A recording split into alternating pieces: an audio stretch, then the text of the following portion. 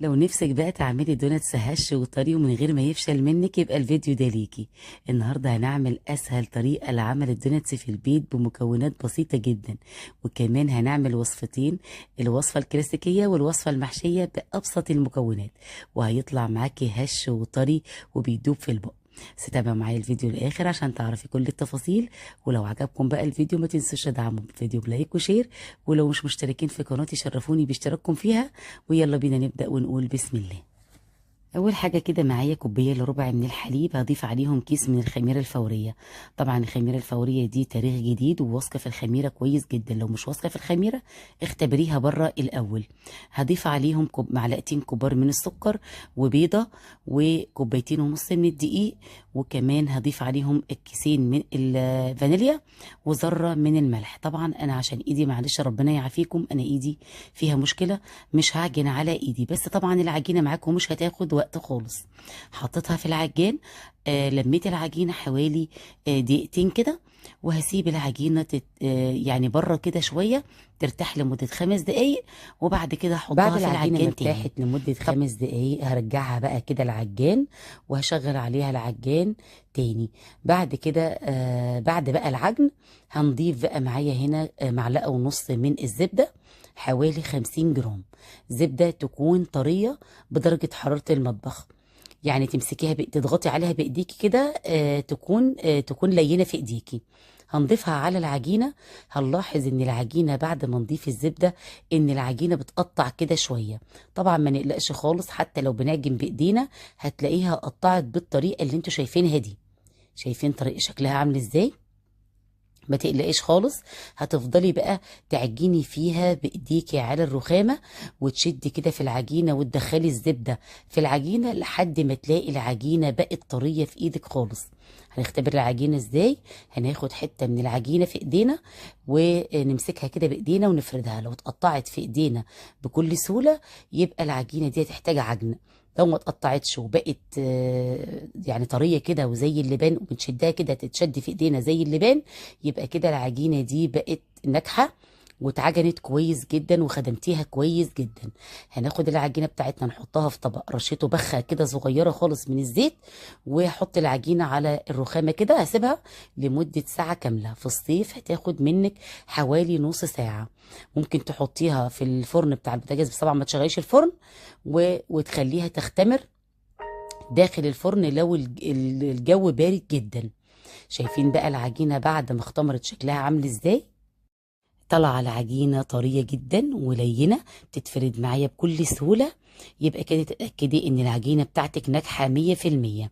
هناخد كده العجينة هقسمها لجزئين، لنصين، وكل جزء هقسمه ل7. الاول انا هقسمته ل7، وبعد كده قطعة يعني عملت معايا حوالي 14 قطعة. بعد كده خليتهم حوالي 12 لما لقيت ان القطعة صغيرة خالص. عملتها في الاخر خالص عملت 12 قطعة دوناتس.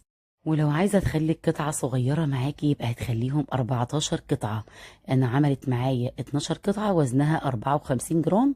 انت لو خليتيها 14 قطعة يبقى هتعمل معاكي حوالي من 45 ل 50 جرام في القطعة الواحدة. هاخد كده قطعة أعملها زي الكرة، وهلفها وابرمها كده من قدام، وهعملها بالشكل اللي انتوا شايفينه ده. طبعا انا في الفيديو ده ما استخدمتش قطعات خالص، استخدمت ايدي والنشابه اللي انتوا شايفينها اللي هي الصغيره دي. هضغط بقى كده بالنشابة على خفيف، وهخليها سمكها حوالي نص سنتي زي ما انتوا شايفينها كده بالظبط. هي على فكرة ما بتاخدش حاجة.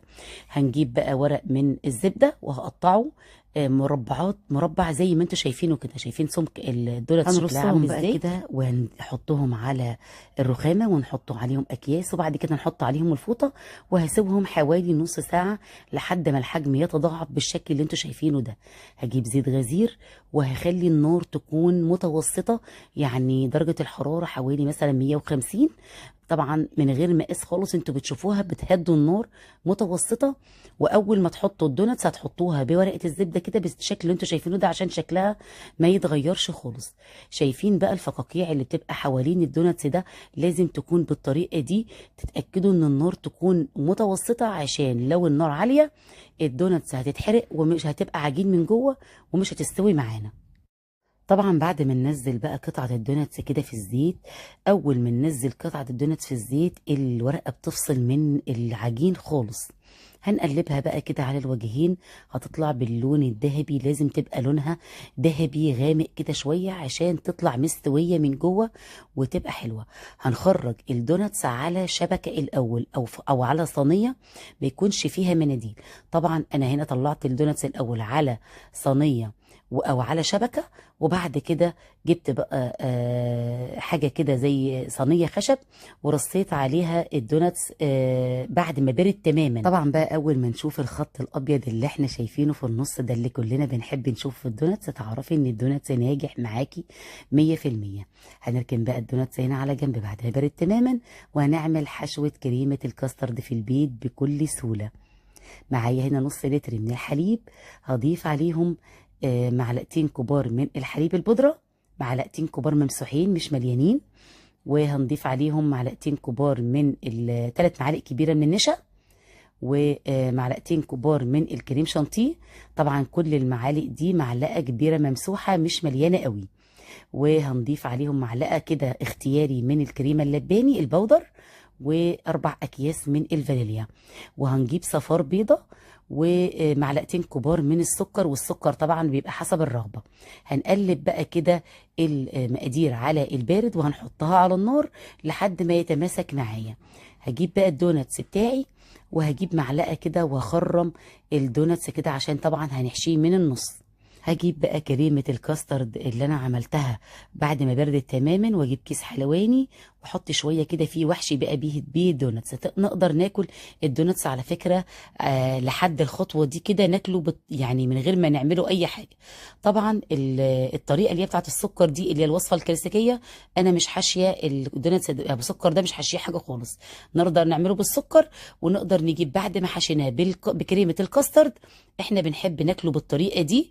تقدري تكتفي بالطريقه اللي هي بالكاسترد وما تعملوش بقى الصوصات دي خالص. دي صوصات انا جايباها جاهزه من عند مستلزمات الحلويات، جايبه صوص فراوله وصوص شوكولاته وصوص مانجا وصوص كراميل.